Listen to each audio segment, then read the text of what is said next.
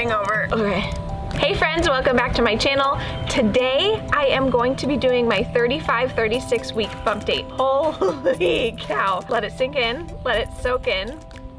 Yeah, that's crazy. I'm officially at the very end of 36 weeks. We have officially completed the late preterm little season of baby, and she is fixing to be full term coming on up.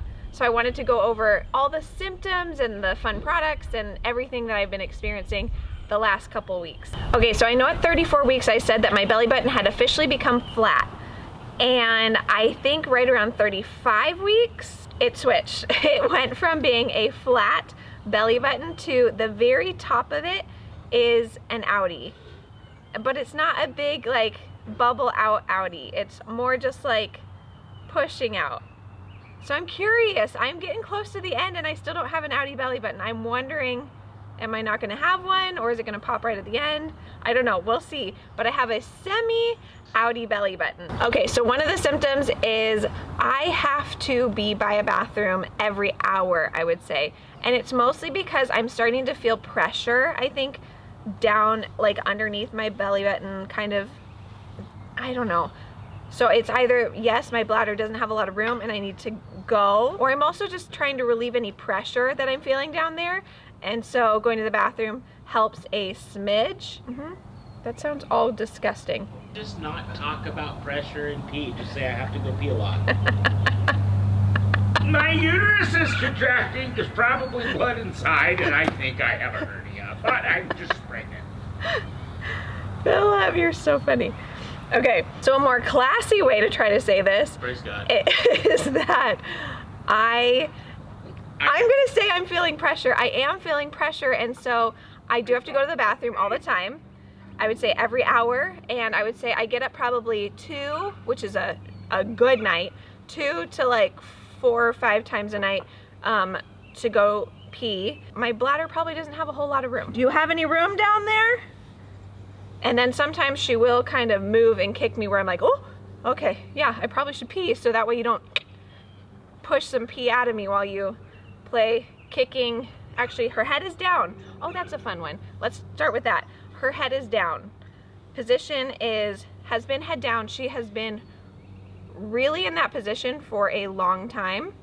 So I'm curious like how coned her head is gonna be when she comes out, but she's not like fully down engaged, but she's definitely head down. And usually her feet are on one side, her butt's on the other, and then she will kind of flip just side to side.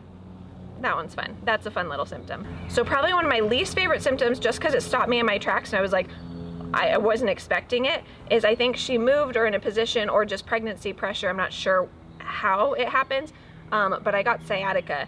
I got it in my hip on my side, and my dad happened to be here, and he does get sciatica, so he knew what all of a sudden I'm in position, just like just like ow, ow, and my dad came and massaged it out, and I was like, okay, I can walk now. It was so weird, and it happened probably 3 or 4 times, and then we actually went and tried a chiropractor instead of letting it get worse and worse. Maybe a chiropractor adjustment would just help. After that appointment, the following week, I had like a couple little twinges, but nothing where it was like stop me in my tracks. So I think it helped. I wouldn't say that it was like end all be all. I think better would be if I could go get a pregnancy massage and more just like massage it out, but everything's closed right now. But I did hear a rumor that a local place is opening up next week, so I would love to get a pregnancy massage, but we'll see. I don't know. We'll see if it opens. Go get it.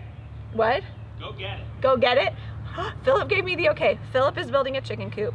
I am talking about 35 and 36 week pregnancy, and he just said I can get a pregnancy massage. So, okay, let's talk about this big belly that you cannot miss anymore. However, it's so strange. I think I heard so many mamas talk about, I feel so big, I feel so huge, all those phrases. I would just hear so much, and I thought, okay, that must be how I'm gonna feel. I almost feel like I'm not that big. And then my husband probably laughs and goes, and then I see maybe a picture, or I'll look myself in the mirror, and that's when I'm like, oh, okay. She is growing, and she's growing by the week, and I can see how every week she's getting bigger, and I'm probably gonna look bigger, but I feel pretty good. I would say, Alex, yes, you're getting bigger because I huff and puff a little bit more when I'm moving around. Flipping over from my right side to my left side in bed is a lot of hoot, heave, ho, switching on over, and a lot of grunting and groaning, but I love it. We waited 8 years through infertility to experience pregnancy, and so I guess it's just different perspectives. Every grunt and groan I love to experience that. So it is a symptom of a big huge belly and trying to make everything work, but it feels so good. I love it. But because of this big belly, the rude awakening was trying to do dishes, and every time I would do dishes, I'm like trying to get into the sink and then bump my belly, and my skin is extra sensitive. I would say just everything's stretched, so my skin is just sensitive. So if I bump into something, it's not as much as it hurts my belly, it more just hurts my skin, if that makes any sense. So I've been rubbing my body butter onto it. I will leave all the product stuff in the description of the video. So when I do dishes, I will either turn sideways and do dishes from the side, or I did a step stool the other day, and I think I just need like a little lip so my belly can come up and over the sink, and then I can just do dishes from there. I think that would work perfect. But I would say right at 36 weeks is when I hit the point that everyone talks about where I am bumping into things because my belly is big. You don't realize it. And I thought like, oh, as you grow, you realize the distance. No, there's something about this last little growth spurt between 35 and 36 weeks that I think my belly got so big that when I'm walking, oh, hi bird. Is that a woodpecker? It's so pretty. When I will walk by a chair or walk past the table, or someone standing between like the counter and an object, I would think I can scooch by, and then I will hit my belly on a chair. And even that, like, the skin's sensitive, so walking by some furniture and bumping into it doesn't feel super great. And you hit a little bit more things when you don't realize, oh, I'm carrying you, but right here in front, and we keep banging into things. So just learning that my different body shape, that I'm going to be bumping into things and trying to learn to give myself a little bit more room. Okay, and then the reason why I am so confident that baby is head down is because I had the definitive test showing you that baby is head down is by an ultrasound. I had my high risk OB appointment, or MFM, maternal fetal medicine doctor appointment, at the very end of 35 weeks. We did the ultrasound and we did measurements. Ultrasound is plus or minus a pound. I have even had friends be told that their baby is way too big, you should induce, or you should have a C-section, and then they end up delivering like a 6.5 pound baby. So I take it with a grain of salt, but at the same time, because it's MFM, good machines, really good ultrasound techs and people reading it, I do believe that she's probably really close to what they measured, which was 5 pounds, 11 ounces at the very end, almost to 36 weeks. But they did all of her measurements, and then they look at all of her organs. So next week, at 37 weeks, we will do our fetal echo. So they will look at the heart very detailed. But when we went to our MFM, they were looking at the heart. They saw the AV canal. Everything is still very much open. But I swear I was watching it, I didn't really see like this obvious coarc like we had seen a couple months before. And then when we talked to the doctor, he implied that he didn't see a very concerning coarc. So I don't know, we will see. We have the cardiology appointment next week, and they have just like a lot more detailed, and they'll look more at blood flow and all the vessels and everything. But we're just still praying that we won't know until she's born. And I'm just praying when she's born that at least part of it could be a little bit better, not as severe, and she will have a quick and easy recovery from her open heart surgery and all of that. So we are coping so much better with the fact that our baby girl is going to have open heart surgery.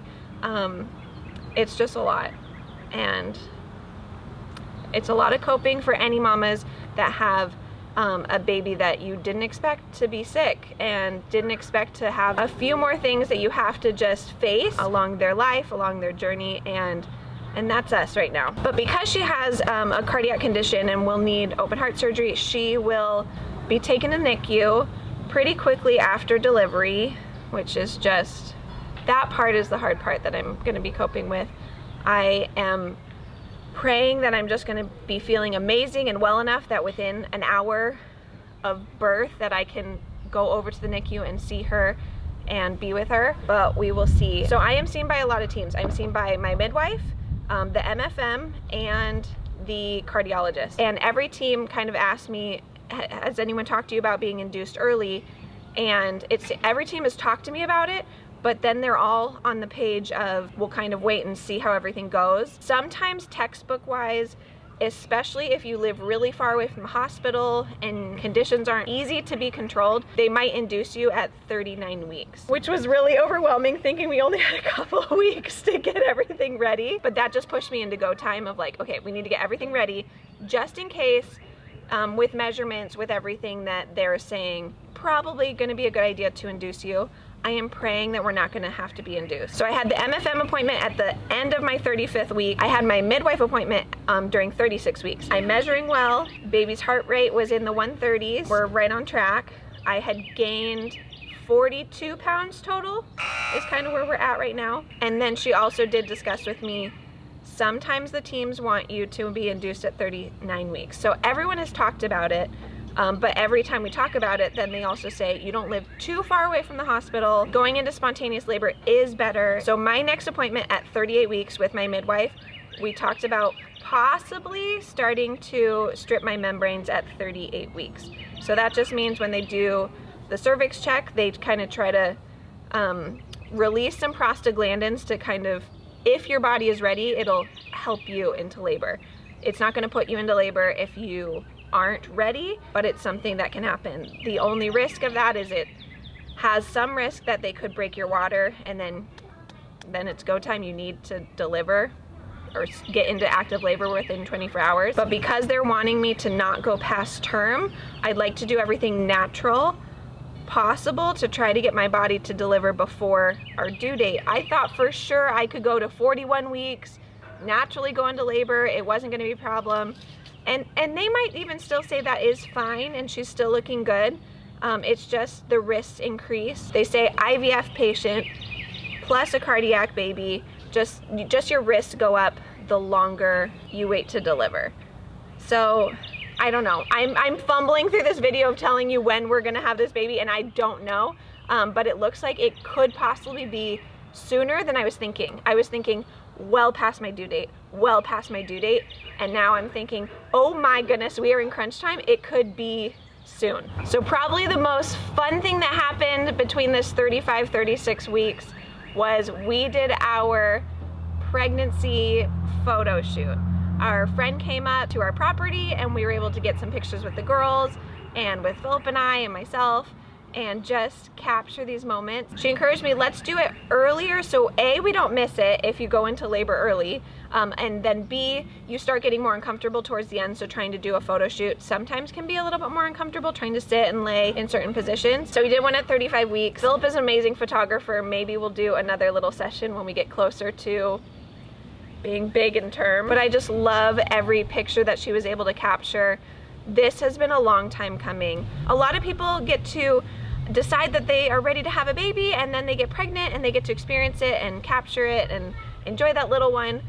There's a lot of people that struggle to conceive. 1 in 8 couples struggle with infertility, and we happen to be one of them. It was 7 years not knowing if we would ever experience pregnancy, and then this year has just been trying to capture every moment, soak it in. We don't know if we're gonna be able to experience pregnancy again. I hope we do, but if not, this has been amazing. This has been such a blessing.